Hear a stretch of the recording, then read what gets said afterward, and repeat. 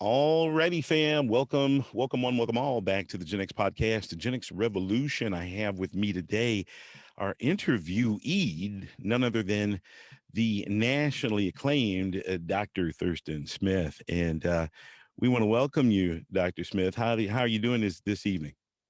Doing just fine. Doing just fine, Brother Davis. Thanks so much for the opportunity to meet with you this evening. Absolutely. Look, and I got to say, I know we had a conversation before we got started, but I love that background that you are displaying there. Thank you. Thank you. When we're done, I will send you a copy of this backdrop. I would absolutely love that. Thank you, sir, so much. So, for all of us who are tuning in to the Gen X podcast, the Genx Revolution, where this time the revolution will not be televised, and for good measure. In fact, I'd like to let our listeners know who this gentleman is. As I did mention that he was nationally acclaimed because he has actually been critiqued and vetted by the White House. He is a minister. He is a professor. There's always those slashes when it comes to a lot of us because we wear many hats and do many things from within our communities. Isn't that right, Dr. Smith? That kind of, well, you're right. And the reason why I'm chuckling along with you is because there's a verse in the Bible, in the book of James, chapter 3, verse 1, if my memory serves me correct, that says, brethren, be not, be not many masters, for we receive the greater condemnation. So there's a price for having expertise according to James, there's a price for having expertise in multiple areas. This is so true. Indeed, sir. Indeed. Okay. Well, again, we want to welcome you to the Gen X Revolution. And you and I have had the opportunity to talk on some things. And there's a lot of things that have been going on before we actually got you to the show. And so what I would love to do is I'd just love to throw a couple of questions your way. I think that we talked a little bit. And so you should be somewhat familiar with my style of interviewing. And so I want to just kind of get into it if you don't mind. Sure, go right ahead. All righty. All right, brother. So, first thing I want you to do, though, is to kind of tell our listeners, about who you are and the many contributions that you've made to your community. And when I say that, I mean both locally, regionally, nationally. Well, so again, thanks for having me and to provide you with a very brief response to your question regarding my background. I will preface that with a quote from Shirley Chisholm, who said, if I'm correct, that service is the rent we pay for the privilege of living on this earth. And so if you look into my background, which I know you already have, and many within the community and quite a few people around the country that know me, know I love serving the community.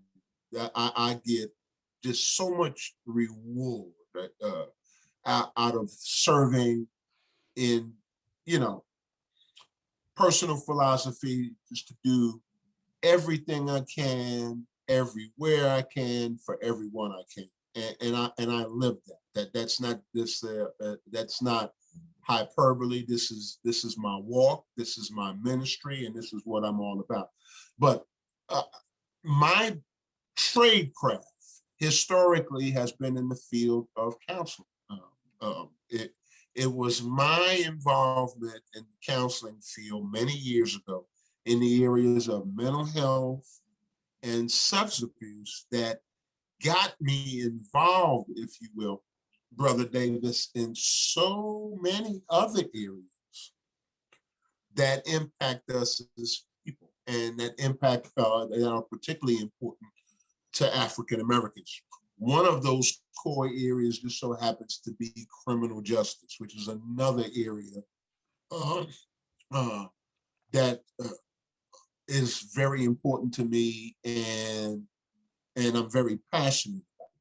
And so I have made it my business to involve myself, not just because I care about the condition of my community and my fellow man, but also because I want to learn as much as I can about what, how do I go about, and I think you would appreciate this.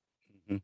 How do I go about making the greatest impact uh, to the greatest number of people within the community, and learn at the same time.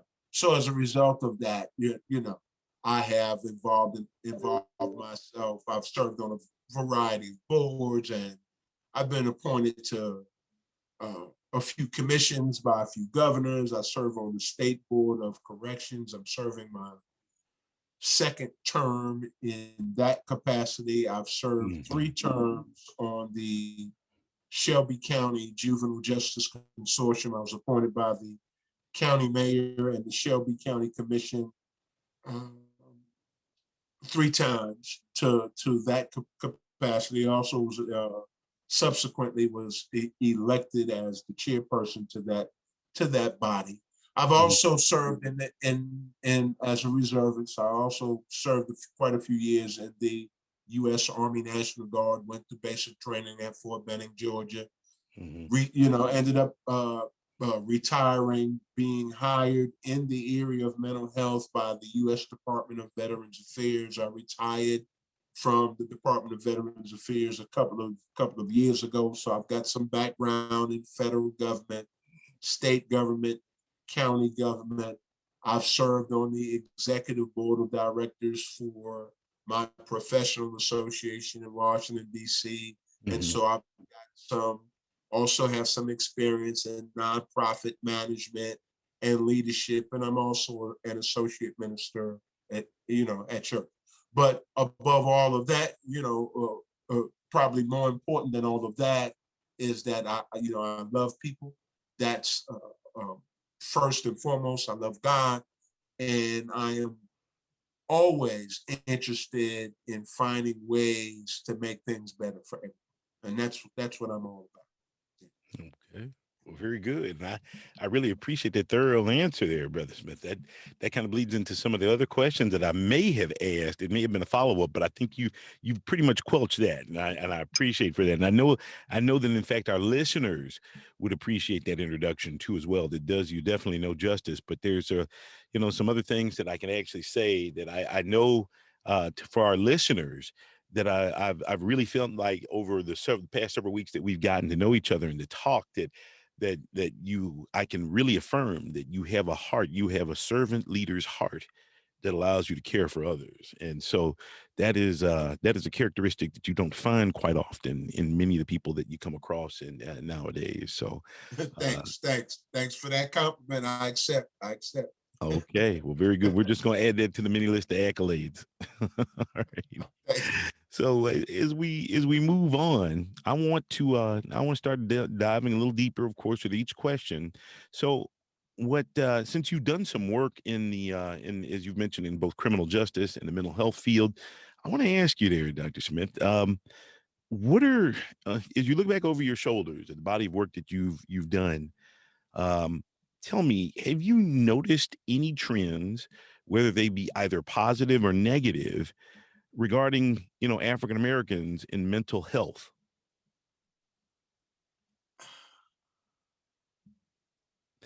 I know any that the, po- that the any positive trends. any All positive right. or So any so positive or negative. okay. Yeah. So all right. So exactly. All right. Mm-hmm. So here's one positive trend, and I'm able to glean from this pretty quick because it just so happens that a month and a half ago, maybe 2 months, maybe 7 or 8 weeks ago, I hosted a community forum, community education forum entitled Community Conversations on Substance Abuse and Mental Health in the Black Community. Mm-hmm. And in doing so, I as I often do, I did a little bit of research. And so, per the U.S. Department of Health and Human Services in Rockville, Maryland, The data has it is that even though African Americans still struggle, so there's both a pro and a con all in the same data. But even though African Americans still represent the the largest population that has problems relating to access to mental health treatment over the past 15 years, there has been improvement in the overall access to mental health treatment by African Americans in that 15-year period span. So you've got both a pro and a con all contained within the same data. Mm-hmm. So there's an example. Well, one of the other problems that we also identified, which was a critical discussion point during this forum, is, and both of which are directly linked to the access to treatment paradigm as it relates to African Americans, is number one, African Americans represent the number one group in America that's likely to be misdiagnosed. Okay. So this is precisely why we need culturally competent providers, and to a large extent, that really means that to a large extent, let's cut to the chase, Brother Brown. That really means we need more Black mental health practitioners in the field. Okay. Number two, African Americans who are in need of mental health care, generally their predominant or primary point of access. And when I say predominant and primary point of access, I'm talking about where they first present with their problem, with the presenting problem relating to their mental health conditions, is often the emergency, which is not the place that they should be, where they should be going.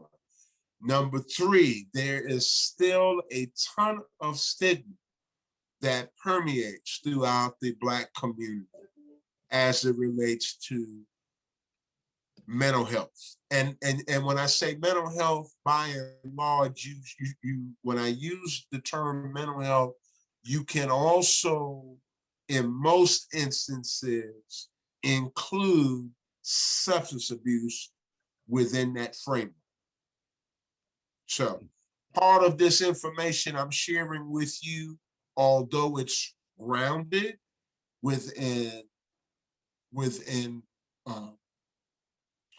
vetted statistics, some part of it is anecdotal. But just because it's anecdotal, right, doesn't mean that it's not true, A, and B, doesn't mean it's not valuable. So part of it is anecdotal because I get to say that because I've been working in the field for so long. I speak with providers of mental health care all the time, and I interact with mental health patients and clients on a regular basis. And so I hear the stories all the time. And so that's why I gave you, I gave you valuable pieces of information that both come from reliable research sources, but also included some anecdotal information in there as well to validate the research. Okay. No, yes. I appreciate that. Thank you. I know that a lot of our listeners are going to kind of be scrambling to Google some of the words that you've or the phrases that you've used. But one thing in particular, I wanted to see if I could get you to break down into layman's terms would be that misdiagnosis. So kind of take us down that wormhole a little bit for our listeners. Well, What is that? so Go ahead. You know, I just got off a Zoom meeting 45 minutes ago before our interview that's occurring right now, where a program in the city of Memphis was reaching out to me about helping them with their youth program that's trying to essentially do two things, is trying to reduce the juvenile delinquency rate within Memphis, but they also recognize, because of their research, that there's a clear and direct link to between juvenile delinquency and from juvenile delinquency and mental health problems. So here is another example where I get to kill two birds with one stone with you.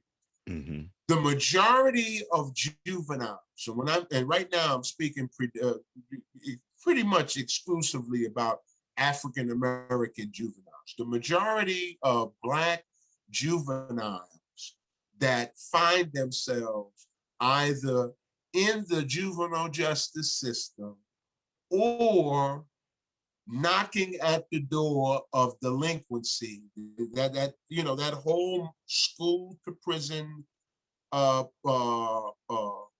whole paradigm, that whole school to prison pipeline paradigm, are either displayed. I can guarantee, if you were to diagnose them, they would have one of three of these diagnoses: either oppositional defiant disorder, one, conduct disorder, two, or attention deficit hyperactivity disorder. Now, there is a common thread, right? Behaviorally, there's a common thread that kind of links from the person that's looking on the outside at them and observing their behavior. There's a common thread that kind of links all three of those disorders, and meaning that one could make an assumption that they have one of three of these diagnoses based upon one kind of core characteristic, and that core characteristic or trait is impulsivity, right? So put that in the parking lot for a minute, and now let's go back to adults, right? Right. So when there's African Americans are often misdiagnosed, and what's so interesting about this? So what this really says, the U.S. Department of Health and Human Services, by and large, white researchers are even telling that white people are misdiagnosing Black people. So what other information do we need? Do you see what I'm saying? Not that we don't have, so let me make this clear, not that the National Institutes of Health, which is also a division of the U.S. Department of Health and Human Services. Not that the National Institutes of Health don't have researchers of color. That's not what I'm saying. But what I am saying is that we've got data that's written by the U.S. government, and so we know the U.S. government is not Black, right? Okay. That substantiates where they say, not Thurston Smith, where they say African Americans is the #1 population in America that's misdiagnosed. And they're misdiagnosed because the providers that are assessing us don't understand us. This is the same challenge that African American children experience in school. The data clearly tells us that African Black children, the conduct of Black children by and large is no different than the conduct of white children or any other child in school. But how the systems have responded to the conduct of Black children has been disparate and disproportionately different than that Mhm. of other cultures, things that you also know. Well, So well, hold it, on, Dr. Smith. Hold on. Let's back up here for the sake, because everything that I do, and I hear you loud and clear. Everything I do is for the sake of the listeners. So let's tackle something else just really quick, but still related to what you were just saying. So if and correct me if I'm wrong, I'm gonna mhm, reshift this for the sake of our listeners again. okay. So if you're saying that there is a disproportionate amount of black children basically out there who are misdiagnosed by individuals at the NIH who are mostly non-black, and if in fact the White House, if in fact our government in the other, I guess the other pushers of the research institution itself, if they know this and they know that there's apparently a disconnect between those white researchers and the end, I guess the end users, or the students, or the black children, why isn't the government or the entity itself trying to do something to correct this, and maybe by doing that, by establishing a correction, by maybe, of course, let's say implementing more black researchers, that, people who understand this community, or this segment of the population, why aren't they doing something about that? I mean, so I see you're about to answer, Well, so I'm gonna let you. I think you understand the question, so I'm gonna let you have so it. so so let me.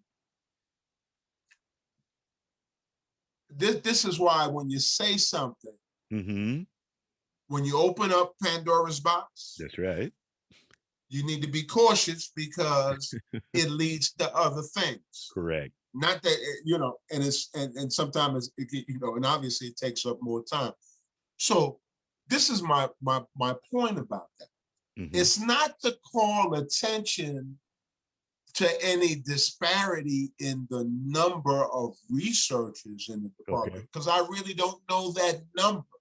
The Okay. reason why I referenced white researchers is because I know this data Mm-hmm. coming from, I believe the U.S. Department of Health and Human Services is maybe the fourth largest federal agency in the United States government. I know that the first largest is the Department of Defense. I know that Mm-hmm. by fact. I know that. So Mm-hmm. I'm thinking the U.S. Department of Health and Human Services is either the fourth or the fifth largest, maybe even be the third. It's not the second. The fourth or fifth largest federal agency in the United States government in terms of budget and the number of employees. I do not know how many I do not know the ratio between white to black or people of color ratio statistic. But my point about that, why I reference color with that, Mm-hmm. is that they they have the data there, and my point about that. It's not a black thing coming from them. That's the point that I'm trying to make. Here's the other thing that I want, and I'm glad that you referenced this because I was thinking about this earlier. Some of us don't read, Mm-hmm. and that's another conversation, right? Right. Right. But some of us don't read. So who is the onus on in terms of remaining informed? So having said that, you can't fault them for putting the data out there. Right. Now, to Mm-hmm. to to to to, to further respond to your question, brother Ron, they also understand, but both and you and I also understand that there are also an additional set of factors and variables Mm-hmm. that impact why and how and when and where Black people access mental health services or any other healthcare services for that matter. This is precisely why I say in the public square, when we're having any conversation that deals with the plight of Black people in America. You can't have a discussion about criminal justice without having a conversation about education. This is true. As it relates to Black people, you cannot have an effective discussion on education in the African American community without also having a simultaneous discussion about economics. Correct. Because those are the complexities of our problem. And I am under the firm belief, and folks can argue with me, and I believe there's enough data out there to substantiate this. The majority, the overwhelming majority of problems that African Americans have today can either be directly or indirectly traced to slavery. Right. Now, there's some people, whoever he is going to say that I've lost my mind. I would beg their difference. I would beg their difference and ask them to do the research. Even when we look at 19, and you hear folks say, well, that was a long time ago. Oh, really? So let's look at Franklin Delano Roosevelt's New Deal, 1934 Housing Act. That was the stimulus act of that era, where they drafted policies to stimulate the economy by giving loans, home loans, refinancing opportunities only to certain communities. And they actually wrote in this is when racism was open and vibrant during that time. Right. Actually wrote in black and white to avoid lending to Black people. This was written literally in that fashion. So avoid these risky groups. And so you got to understand, in order to build wealth, you have to have one of three things. You either need to own property, you either need to own a business, right? Or you need to own stock. We don't get to pass wealth on. One of the fundamental wealth building mechanisms that we have in America is home ownership. And I know you understand. Correct. And that's why that's important. So you've got generation after generation. And how many generations exist from the era of 1934, from Franklin Delano, from FDR up to now? What is that, 4 or 5 generations impacted just from his policies? Correct. Okay.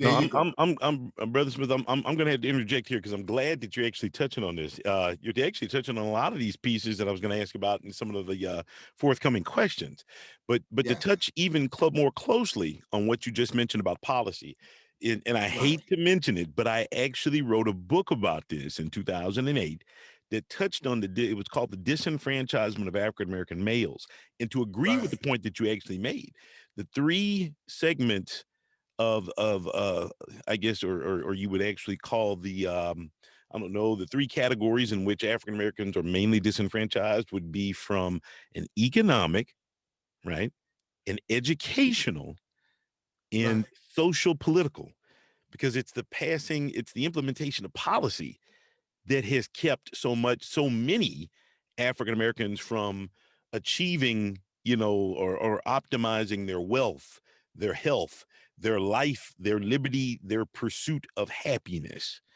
That New Deal that you mentioned, and I'm so glad that you made mention of that. Wouldn't that have to do with being like the precursor of economic redlining, perhaps? So understanding that that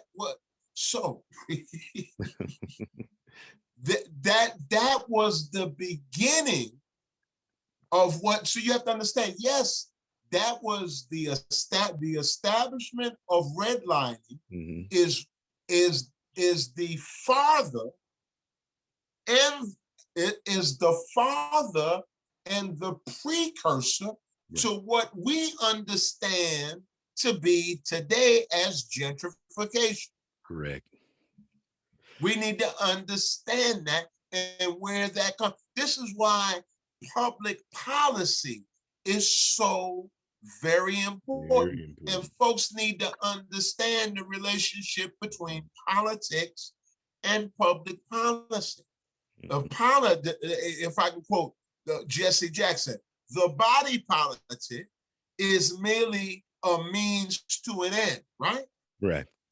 Now, we got to understand what that end may be, right? Because for Mhm. some, politics is the dynamic aimed toward influencing people to help shape the influencing people to to help shape thought and policies surrounding a given area Mhm. with the ultimate goal of either resolving a problem, mitigating a problem, or preventing a problem. I actually like the way you said that. And so, but policy, public policy, and Mhm. and I study, I have a degree in public administration, and public policy, right? People must also understand is any action or inaction regarding a particular social problem. So Gotcha. actually doing nothing at all is a public policy position. Yeah, this is true. Not responding to the people's cry Right. is a public policy position. And we all really need to understand. This is why we need to care. This is why we should not ever become complacent about voting. This is why we should not become complacent about staying woke and being cognizant as to what's going on around us and who our leaders are. On a local level, on a municipal level, county level, state level, and national. And all of these things interact with each other. But I need to tell you, I'm really excited right now, Brother Ron, because I really want to get into the conversation with you about all things criminal justice. We're heading that direction. And one of the things though here, Brother Smith, that I had to that I've come to a realization upon hearing you talk now, because Yeah, we're about 20, 30 minutes into the interview, um, is that we're gonna have to do a part two to this interview. And everybody keeps doing that with me. The last podcast, folks that interviewed me on criminal justice, uh-huh. they they said they enjoyed the discussion so much that they turned right around and created a part two. I said, wow. Yeah, we're gonna definitely have to do that. And I'm just letting you know that, because one of the things I wanted to chime in to you about is what you said about politics, like doing nothing. Politics as I've once heard, I believe it had to be been in a class on policy, uh, is that the belaboring of an issue until it is no longer relevant is one definition of politics. That's right. And That's to quote another individual who I believe he was a writer, who said that is that evil flourishes when good men do nothing. absolute. And we see examples of this over and over and over again. You know, and obviously you're the host and you're the moderator and you're the one asking the questions. And I know you told me we'll get into this Oh when yeah. we get when we get to it. Hmm. But this funny thing, I just served on a panel the other day dealing with criminal justice, and were some very distinguished panel members, the county mayor and the county sheriff and some other dignitaries, Mm-hmm. and that kind of thing. And you know, I have a great relationship with the, you know, with the county sheriff, and know his character, know who he is, you know, all of that kind of stuff. But we need to be like really clear about this, right? Mm-hmm. The police have not been friendly to Black communities. And I, you know, and that's like putting it like really nice. Yeah. That's number one. Uh-huh. Number two, listen, so let me share this with you. My father was a New York City law enforcement officer, Mm-hmm. right? I never forget, my friend and I went to Flatbush to buy a pair of Pro-Keds. Uh-oh. Pro-Keds were back in style during that time. I My remember. friend, my friend knew where to go. Now I'm from the East New York section of Brooklyn, so we had to get on the train. My friend knew where to go. So we got up the train, he knew the street and everything. So we got down maybe a block down and we started hearing all of these, you know, the N-word, and we knew it was, you know, a bunch of white guys. Get that F out of here, N-word, you know. So we finally made it to, you know, to the store. They didn't have any of our sizes. So, you know, it was a bad night for us. So now we had a dilemma, right? Because how are we going to get back to the train station?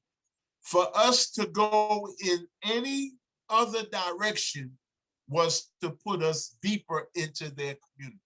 So the only logical thing we had that to do was to go back to the train station, but to go back to the train station from the opposite end of the street, hoping that we could bypass those guys. We didn't come anywhere near close to bypassing them. Those Mm-hmm. guys got those guys got on foot, they got in cars, they got on top of cars. They pinned me and my partner down, and it was brutal. And you're talking about maybe 25, 30.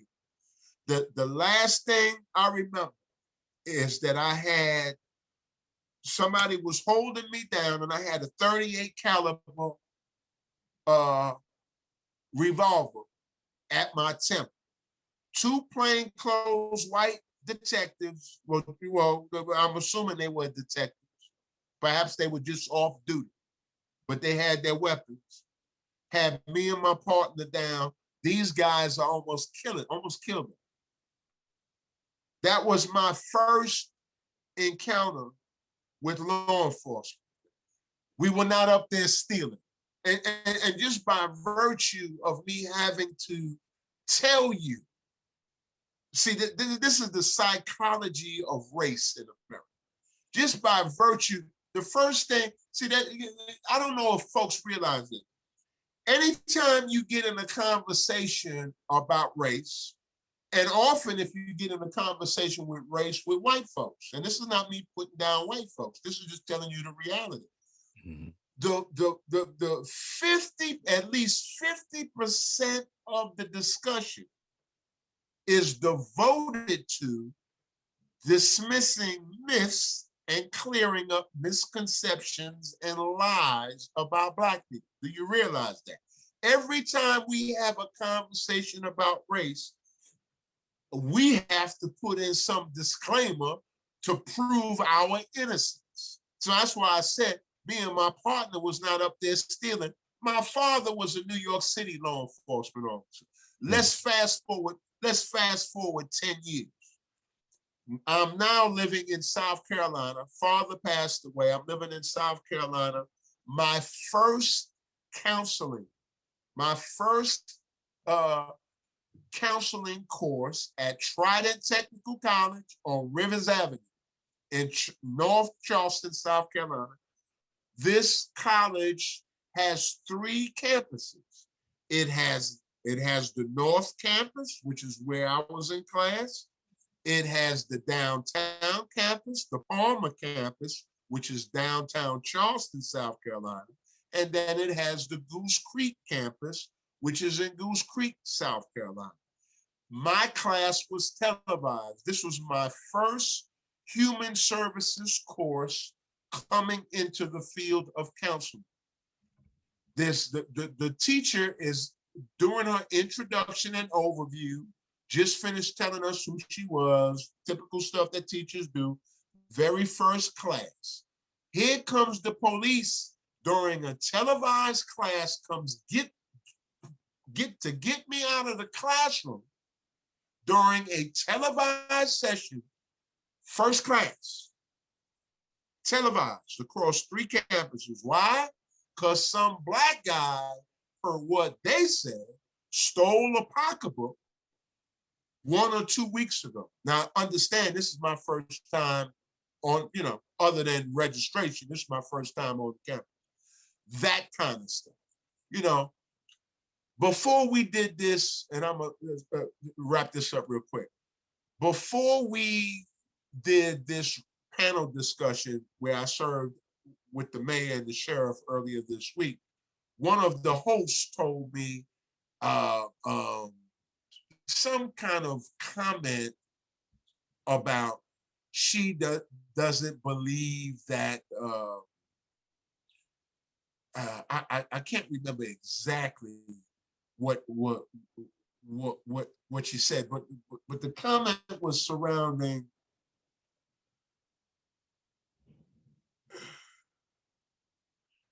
so let me put it to you this way.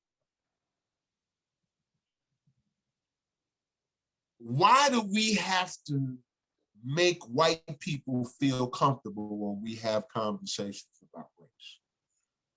I can't find the exact words that she was saying.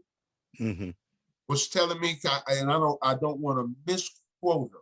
It's more important for me not to say anything, right, than for me to misquote her. But that was the essence of her conversation. I'm not interested. I'm not trying to make anybody my enemy. But why do we have to continue to have a conversation about the trauma that we continue to experience? And when we talk about it, we have to talk about it in such a way to make white people feel comfortable. Well, I tell you what, I know it's a rhetorical question, but I can tell you it's a very legitimate question. And, Right. for you and I to have not known each other in depthly, and for you to actually share your shared lived experiences that you had as a young man growing up in New York, I can have that same conversation with you from just because we have the kinship of being African American. I can tell you about some of my same experiences, and in those, I guess the culmination of having those experiences lead me to having to come to the same conclusion from the question that you just asked. It's simply because, and this is just my take. It's maybe it's not worth a loaf of bread. It may not be worth 2 cents. It may be worth $100 to someone.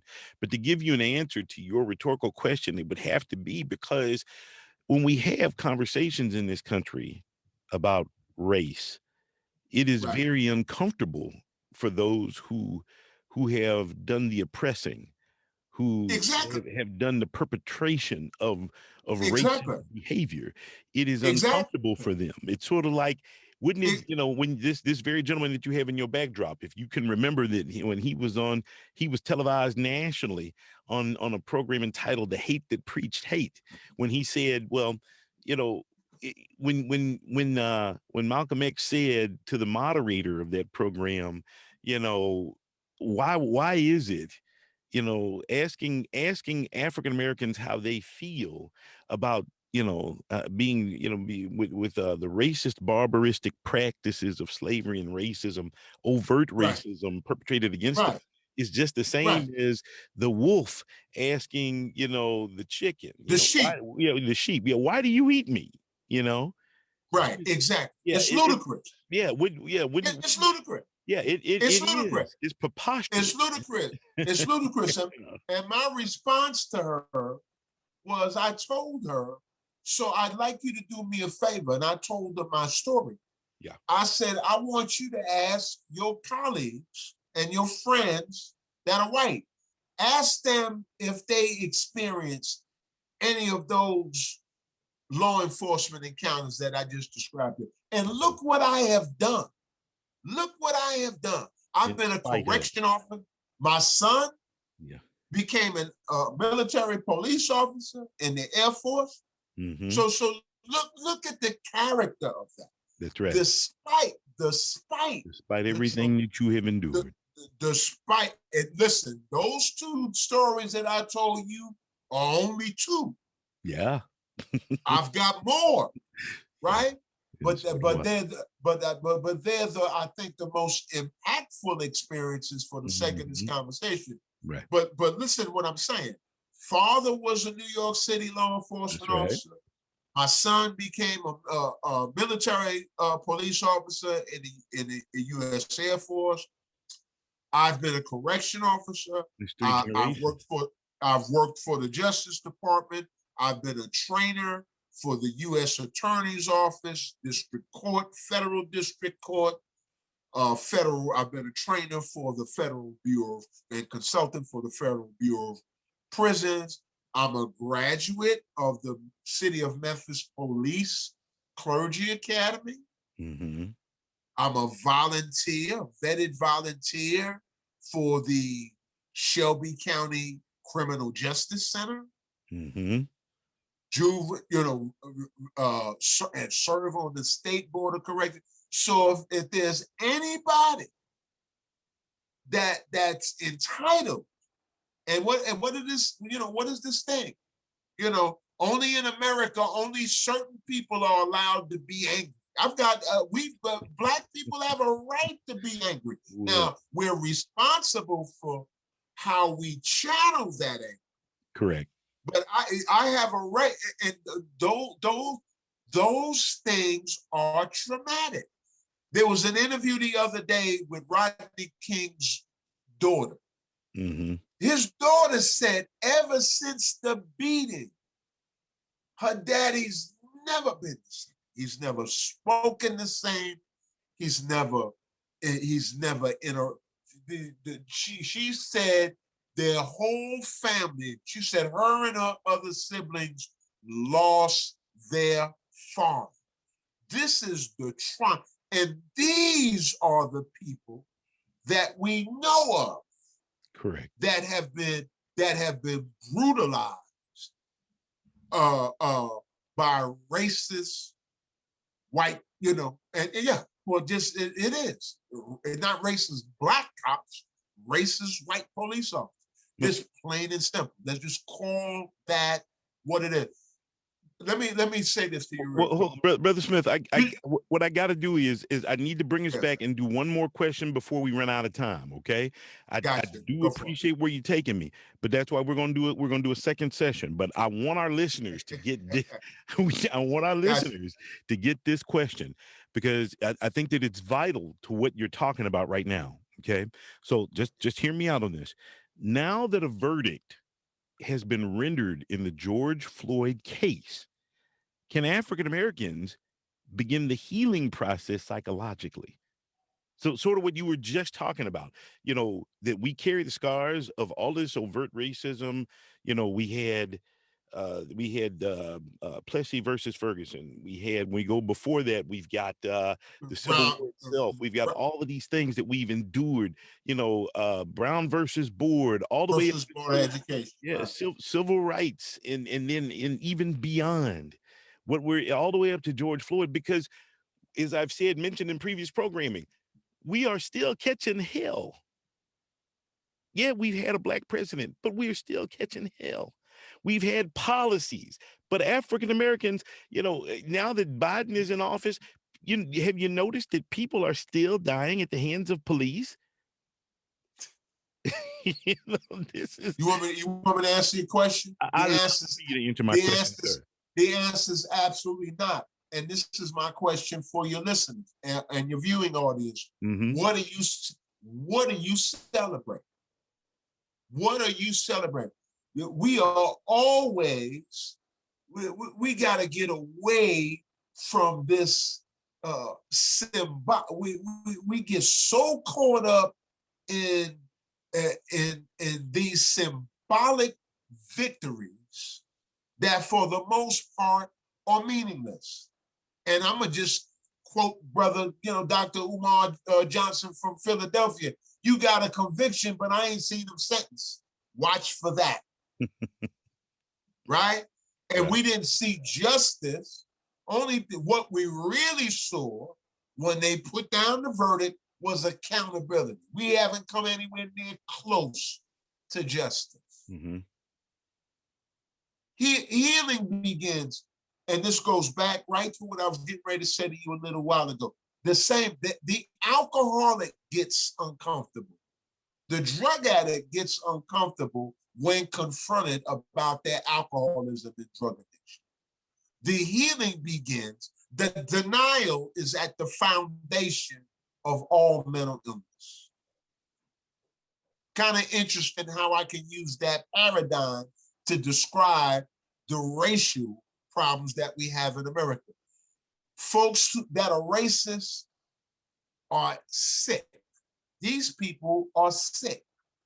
And it is so difficult for them to own up to the illness, that just like with the drug addict and the alcoholic, they either have to minimize, justify, or rationalize their behavior. It's the same sets of behaviors, and it's very, very dysfunctional. We cannot heal. We cannot heal until there is full restoration, full reparations. See, when somebody apologizes to you, two things define an apology. One is the words expressed with the overtone and overture of remorse. That's number one. Two is the commitment of not repeating the behavior. Okay, we get half of the first one, not even a full first one, half of the first one, and none of the second one. It got folks dancing in the street over some verdict. Black people always get caught up into all of these all of this symbolic feel-good stuff that does absolutely nothing for us. You better. So here's my thing to Black folks about the recent verdict on April 20th. Be happy about the verdict, but don't get happy. Much work to do. Understood. I thoroughly appreciate that answer there, Brother Smith. I thank you for it. I know a lot of our listeners are going to be educated by what you just said. And I thought that even though you were leading up to this very point, I figured that I had to get that question in for the sake of this interview and the sake of our listeners and our viewers. So I think one other thing I'd like to slide in before we close out our interview for today is I've already mentioned there is going to be a part 2 with you.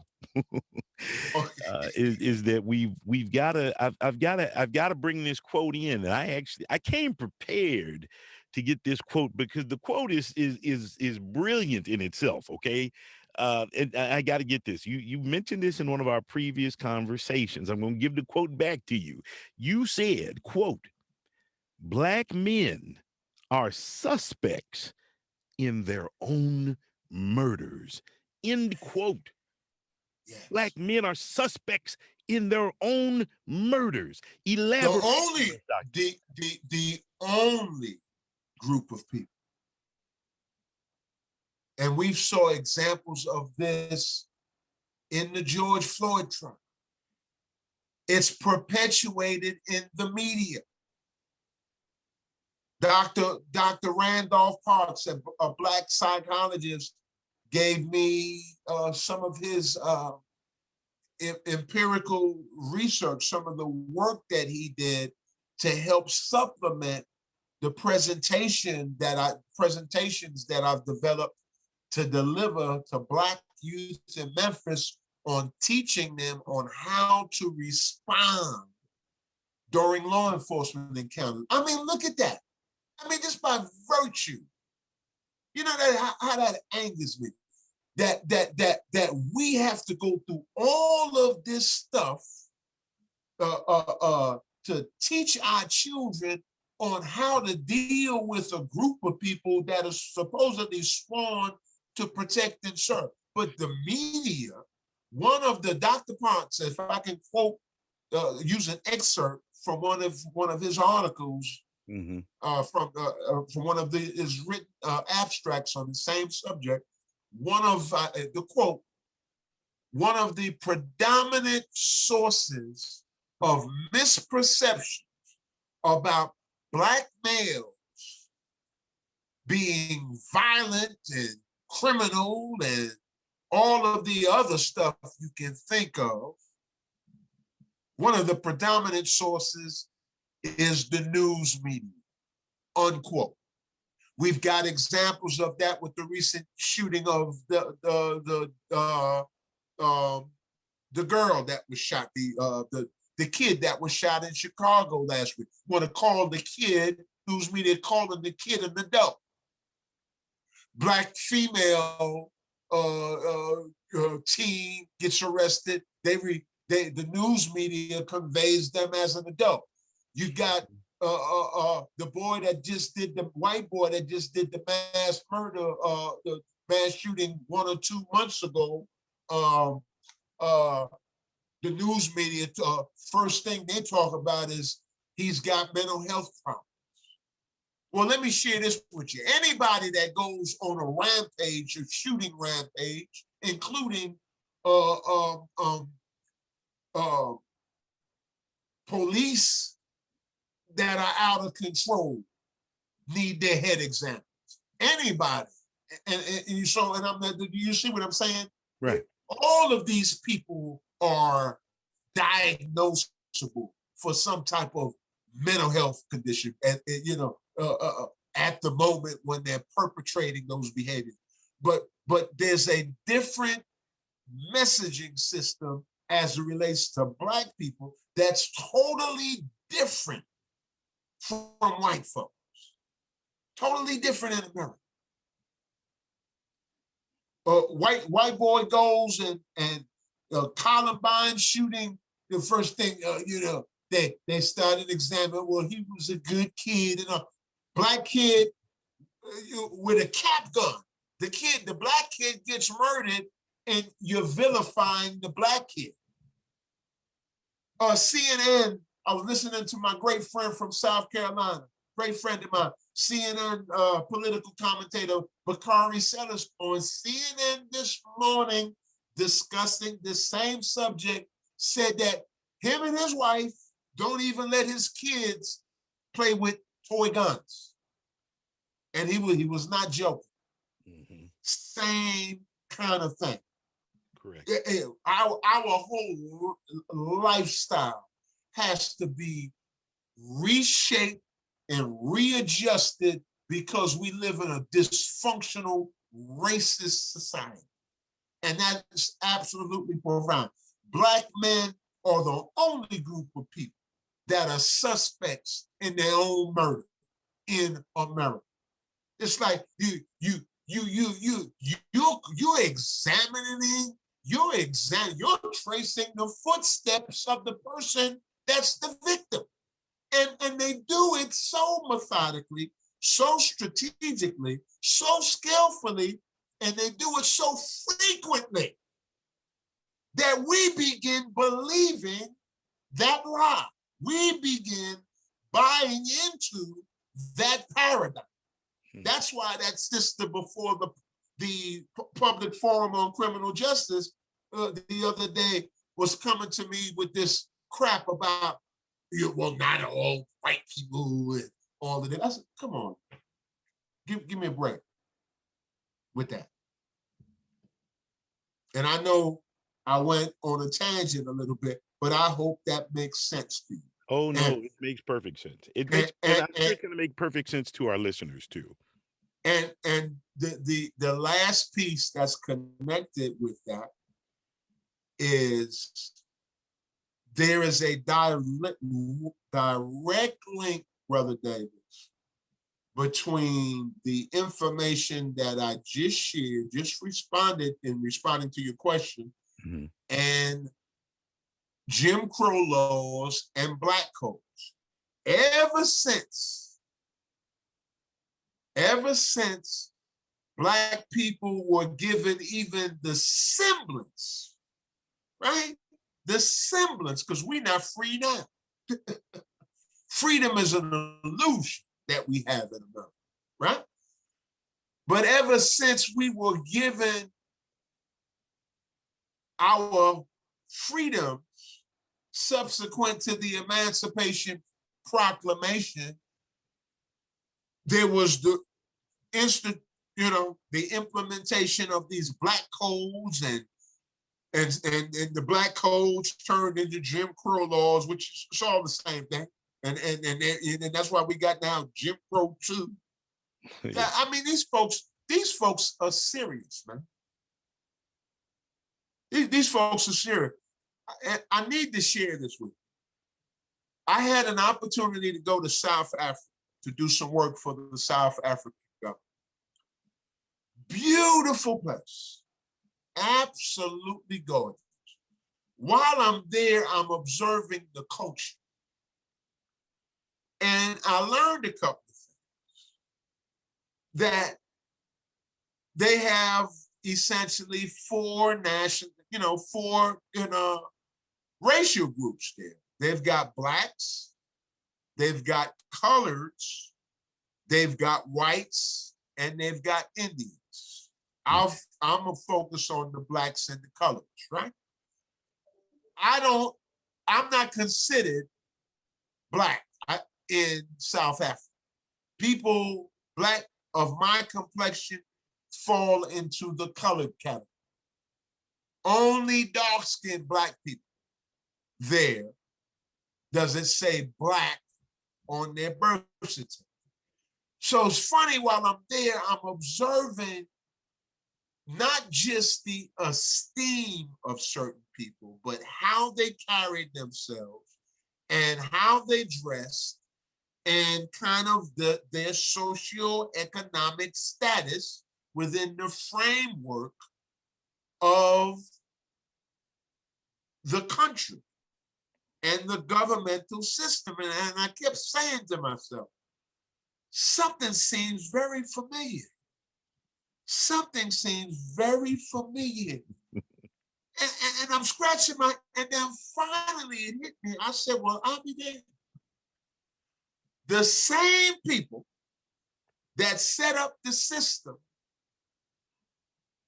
of racism here in America did the same thing in South Africa.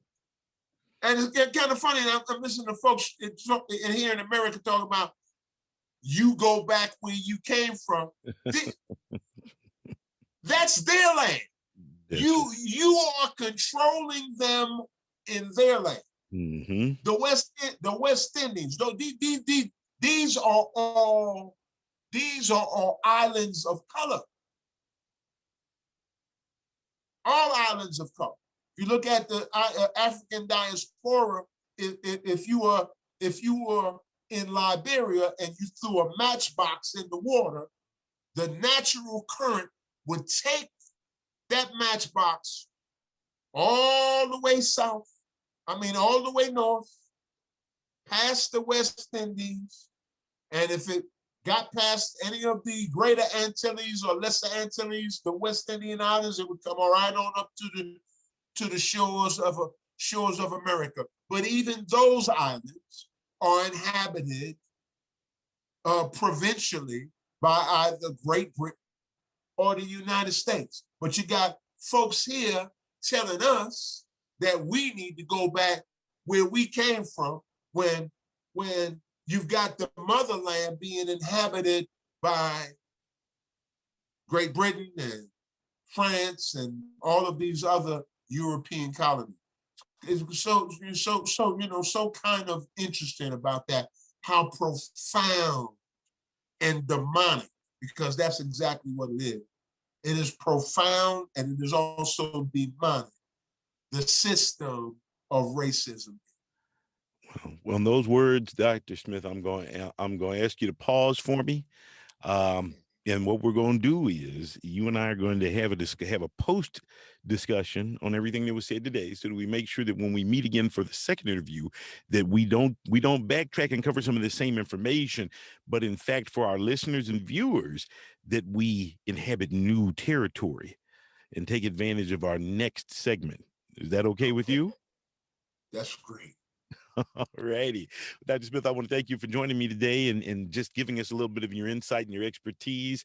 So, to the Gen X Revolution population, to fam, for all of you for listening in, this has been Dr. Smith. A wonderful conversation. A gentleman who is definitely a citizen of the world, who has formulated just a little bit more than just perspective. So let us think and reflect on today's session, and we'll see you next time, Dr. Smith. And to all our listeners, uh, just remember, this time the revolution will not be televised. Peace.